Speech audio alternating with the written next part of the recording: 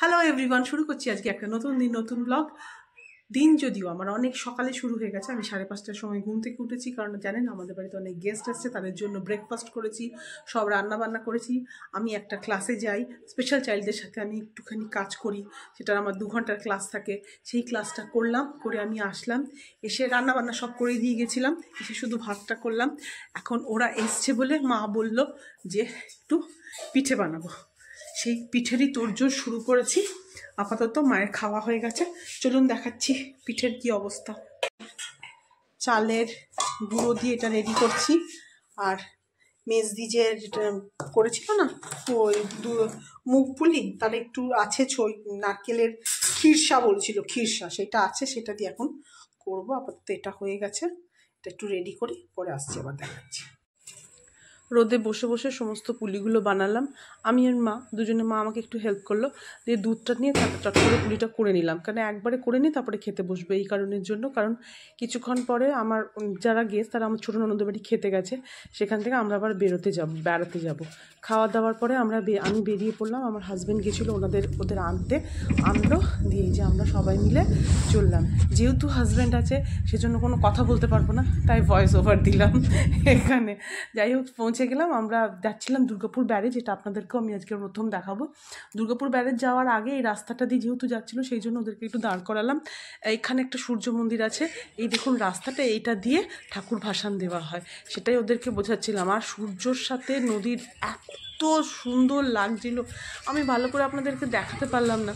তো এটাই হচ্ছে ব্যাপার। আমরা এসছি দামোদর ব্যারেজের এখানে নতুন আমাদের এই যে ঘাট আছে, এখানে ঘাটটা আমি আপনাদের দেখাচ্ছি।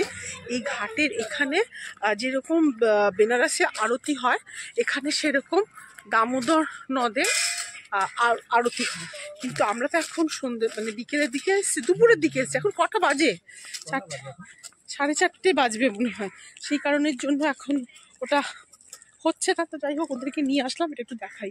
আর দেখুন এই জায়গাটা কত সুন্দর, চলুন আপনাদের জায়গাটা দেখাই। হ্যাঁ, এই যে মন্দিরটা একটু রাস্তা থেকে একটু নিচে নেমে আসতে হয়, দিয়ে এখানে এই নিচে সিঁড়ি দিয়ে নেমে আবার সিঁড়ি দিয়ে উঠে এই পাশে সূর্য মন্দিরটা রয়েছে। সূর্য মন্দিরটা খুব সুন্দর দেখতে। আর এই যে নিচ দিয়ে নেমে গেলে এই নিচের দিকে ঘাটটাতে মানে আরতিটা হয়। এখানে সূর্য দেবতা অধিষ্ঠান করেন, কিন্তু মন্দির তো বন্ধ, তাই আমরা দেখতে পেলাম না। চোখে ভালো দেখতে পেলাম, কিন্তু ক্যামেরায় আপনাদেরকে ভালো করে দেখাতে পারলাম না। খুব সুন্দর মূর্তিটা খুব সুন্দর। তো এই হচ্ছে আমরা কজন, এর মধ্যে আমার হাজব্যান্ডও আছে, যদিও এখানে নেই, মানে উনি তো আসেন না, জানেনই আপনারা। যাই হোক, এটা হচ্ছে ব্যাপার। দেখুন একবার সূর্যটাকে কি ভালো লাগছে। আমার মনে হচ্ছিল কি ঘন্টার পর ঘন্টা ওখানে শুধু দাঁড়িয়েই থাকি। এই যে সূর্য ডুবছে, এইদিকে সূর্য মন্দির, এখানে আরতি হয়, সেটা আপনাদের দেখালাম। চলুন এবার আমরা যাই অন্যদিকে। যেই জন্য এখানে আসা, এই দেখুন এটা হচ্ছে দুর্গাপুর ব্যারেজ, অনেক বড়। এটা এখান থেকে বর্ধমান শেষ হয় আর বাঁকুড়া ডিস্ট্রিক্ট শুরু হয়ে যায়, এটাই হচ্ছে শেষ। এই দুটো স্টেট মানে ডিস্ট্রিক্টকে একসাথে করেছে এই দুর্গাপুর ব্যারেজের গুরুত্ব খুবই অপরিসীম। আপনারা জানেন সবাই একটু আধটু, তাও যারা জানেন না তাই তাদেরকে একটু দেখাই। এরা যারা আসে তারা সবাই একবার দুর্গাপুর ব্যারেজে আসেই, তার কারণ আগে দুর্গাপুরের তো কিছু ছিল না দেখার মতো সেরকম।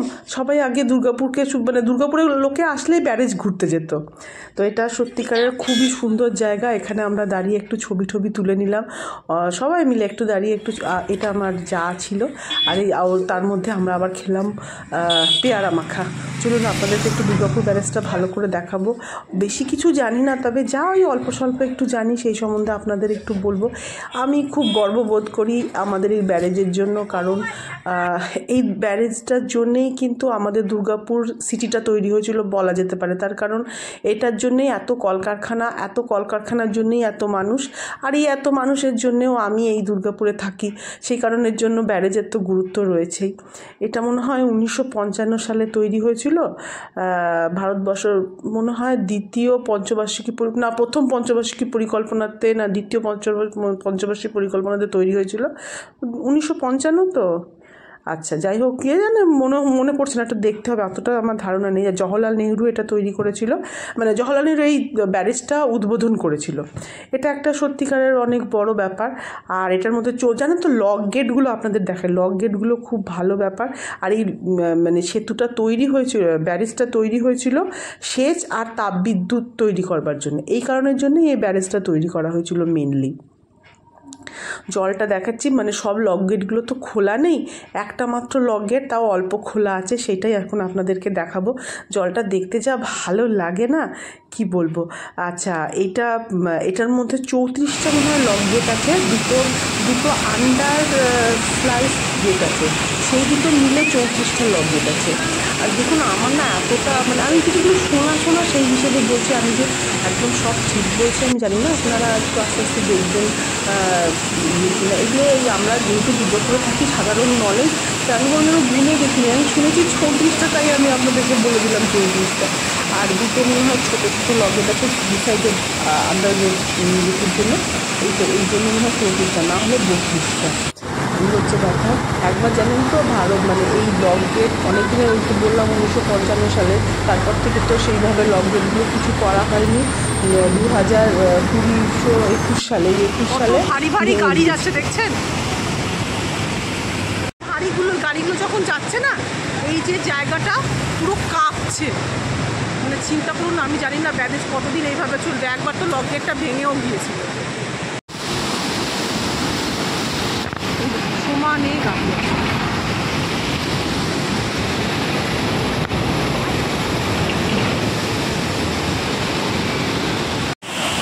যে গেটটা খোলা আছে না, ছোটো থেকে দেখুন জলটা কেমন করে দিয়ে, ভালো লাগবে না দেখতে, পুরো ফোয়ারার মতো মনে হচ্ছে সেই জলের পোকাতে থেকে জলগুলো যেমন পাহাড় থেকে নিচে নামে ঠিক এরকম। এই একটা মাত্র ফুল আছে, সব জলগুলো এখানে এসে দাঁড়াচ্ছে। যেটা আপনাদের বলছিলাম, 21 সালে না আমাদের একটা লকডাউন ভেঙে গেছিলো, 1 নম্বর দিকটা, সে কী অবস্থা, চারিদিক হাহাকার করে গেছিলো, বন্যা শুরু হয়ে গেছিলো।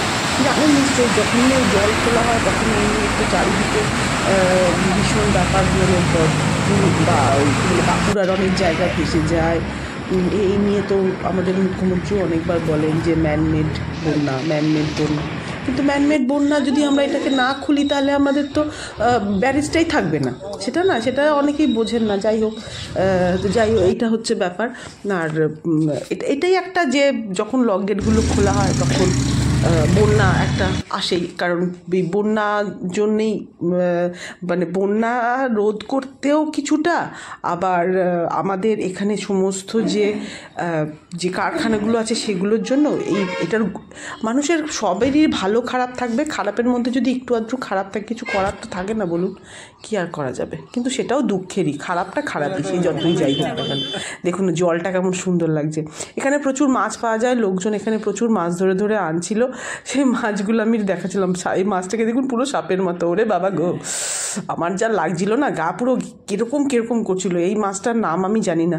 আচ্ছা, আপনারা যারা দেখছেন তারা বলবেন না এই মাছটার নাম কি।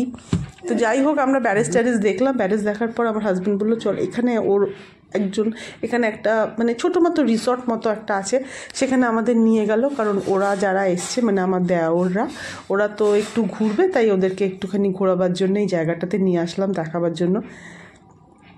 এই জায়গাটাও খুব সুন্দর, কিন্তু আমি আজকে আপনাদের এই জায়গাটা পুরোটা দেখাতে পারবো না, কারণ পুরোটা দেখাতে গেলে এটারই একটা আলাদা গল্প তৈরি হয়ে যাবে।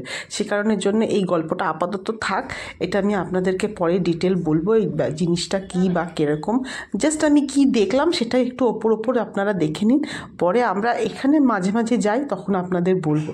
জায়গাটা দারুণ সুন্দর। এটা একটা হর্টিকালচার, এটা কিন্তু ওয়েস্ট বেঙ্গল গভর্নমেন্টেরই, কিন্তু প্রাইভেটে কেউ নিয়ে এটা তৈরি করেছে। কি হয়েছে সেই ব্যাপারগুলো বলবো। এই আমার দেওর, যা আমরা পেছনে যাচ্ছি, আর আমার হাজব্যান্ড ওদের দুই মেয়েকে নিয়ে যাচ্ছে এইগুলো দেখাতে। এইগুলো সম্বন্ধে আপনাদের আস্তে আস্তে দেখাবো। বিভিন্ন প্রচুর গাছ আছে। তো দিনটা আমাদের খুব ভালো গেছে, খুব মজা করেছি। আর দুর্গাপুর সম্বন্ধে যদি একটু বলি, যে দুর্গাপুর এখন অনেক তৈরি হয়েছে, কিন্তু আমরা যখন ছোট ছিলাম সত্যি দুর্গাপুর সেরকম কিছুই ছিল না। তো সেই জন্যই ব্যারেজটা। আচ্ছা, এটা দেখুন তো, এটা পটল পটল কিনা। আমার দেওর বলছে যে না এটা কোনো পটল না, এটা পটলের মতো দেখতে বটে কিন্তু এটা পটল না, কি জানি এটা কি, সেটাই জন্যই আমি ভিডিওটা তুলে নিয়ে এসেছি আমার শাশুড়ি মাকে দেখাবো বলে যে এটা পটল কিনা। এই যে নৈসর্গ, এইখানেই সবাই থাকে, এখানের অনেক বড় বড় ব্যাপার স্যাপার আছে। তো কোনো দিনও আমি যদি যাই ওখানে গিয়ে আপনাদের ডিটেলে সব কিছু বলবো। বললামই তো যে এইগুলো নিয়ে সম্বন্ধে বলতে গেলে অনেক কিছু বলতে হবে, অনেক জানানোর আছে, অনেক কিছু দেখানোর আছে। আমি শুধু ওপর ওদেরকে একটু দেখিয়ে দিলাম বলে আপনাদেরকেও দেখিয়ে দিলাম। তো দিনটা আমার খুব ভালো গেল, ওখানে আমরা খুব এনজয় করলাম। খাওয়া দাওয়া সেরকম খেতে পারলাম না, তার একটাই কারণ আজকে ছিল শনিবার দিন তো আমরা সবাই নিরামিষ খাই, বাইরের খাবার সাধারণত খাই না। সেই কারণের জন্য আপনাদেরকে খাওয়া দাওয়া আমরা কিছু করিনি, খাওয়া দাওয়া করা যাবে না বলেই আমরা কিছু খেতে পেলাম না, মানে খেলাম না আর কি। তো এখানে সবাই মিলে খুব খুশি হয়েছে, বাচ্চা দুটো তো ভীষণ খুশি হয়েছে, এত সুন্দর জায়গা ওরা দেখে। ওরা উত্তরবঙ্গে থাকে, পাহাড়ে, মানে ওদেরও জায়গাটা খুব সুন্দর, কিন্তু ওদের সুন্দরটা অন্যরকম, আমাদের সুন্দরটা অন্যরকম। তো স্বাভাবিক কারণে ওরা যখন এখানে আসে ওরা এই জায়গাগুলোকে খুব উপভোগ করে, আর আমরাও যখন ওখানে যাই আমরাও ওই জায়গাগুলোকে খুব উপভোগ করি।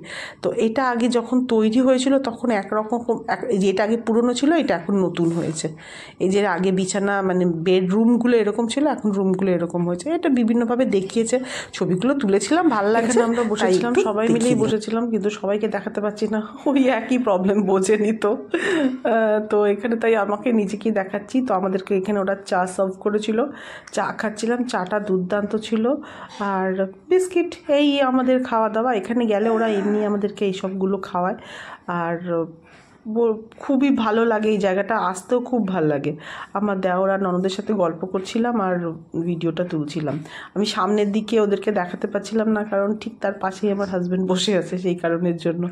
এখানে আমরা চা বিস্কিট খেলাম, তারপর আমরা বেরিয়ে গেলাম। এই ছিল আজকে আমাদের দিনটা। তারপরে এরা এখানে দাঁড়িয়ে অনেক ফটো তুললো, অনেক, সবাই মিলে কত যে ফটো তুললো, বাপরে বাপ। হবে, এই জায়গাটা এত সুন্দর জায়গা না, আপনি না মানে পারবেন না, ভীষণ লোভনীয় ব্যাপারটা। আর সেই জন্য ওরা মানে খুব খুশি হয়েছে, যাই হোক। তারপরে আমরা আবার দুর্গাপুর ব্যারেজের ওপর দিয়ে চলে এলাম।